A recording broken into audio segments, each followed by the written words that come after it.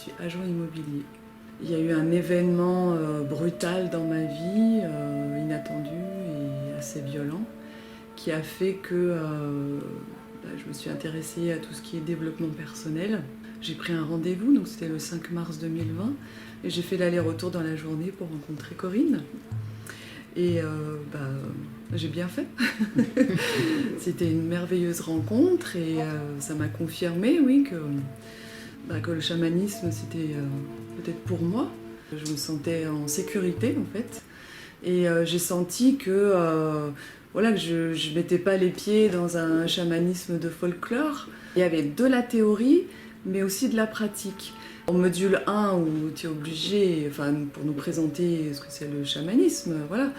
Et puis différents outils, la réflexologie, le magnétisme, donc avoir des informations théoriques, mais on effectue beaucoup d'ateliers, d'exercices qui nous font progresser justement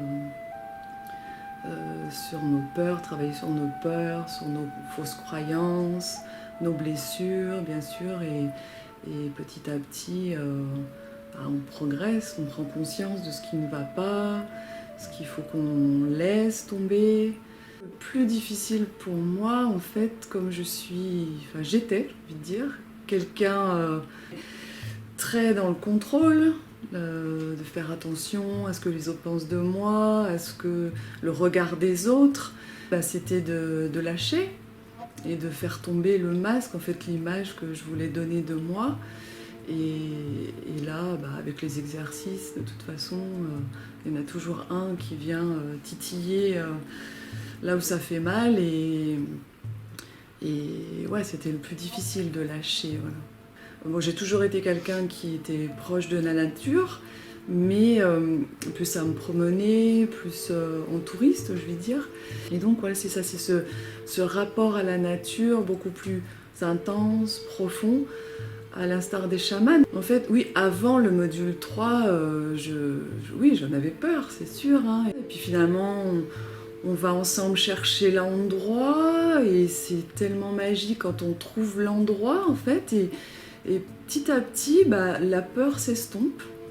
En fait, on est entouré justement par cette nature qui est douce et bienveillante. La sensation de force, voilà, de puissance que moi j'ai ressentie au petit matin, et en même temps l'impression d'être un nouveau-né, en fait, sans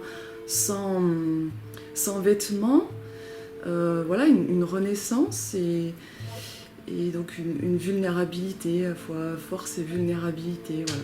2 jours avant qu'on commence le 4e module, tu nous annonces que en fait, tu nous sens prête et qu'on va s'occuper de vrais patients. Alors oui, c'était complètement inattendu, et là la panique, quoi. Moi j'ai pas dormi quasiment de la nuit, et puis je me suis dit si toi, Corinne, tu nous sens prête, moi je te fais confiance, que jusqu'à maintenant, je me suis toujours sentie en sécurité, tu nous as toujours mis en sécurité, tu veilles à ça.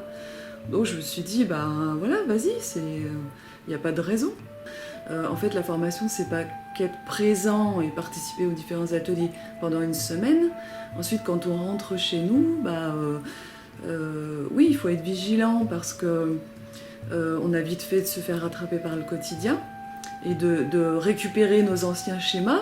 Pendant l'intervalle des modules, il faut continuer à appliquer ce que tu nous enseignes, à adopter, voilà, de plus en plus la posture dans notre façon d'être, dans notre façon de parler, dans notre façon d'appréhender, en fait, la vie, les événements, les situations au quotidien.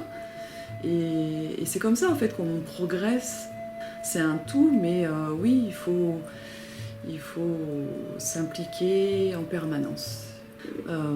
Pour moi, c'est toutes les expérimentations que j'ai pu vivre à travers les différents modules, formations, et c'est cette expérimentation-là que je vais pouvoir utiliser, mettre en avant, partager. Voilà. Après l'accréditation, oui, ça va être un socle, mais c'est surtout l'expérimentation qui va me rendre légitime.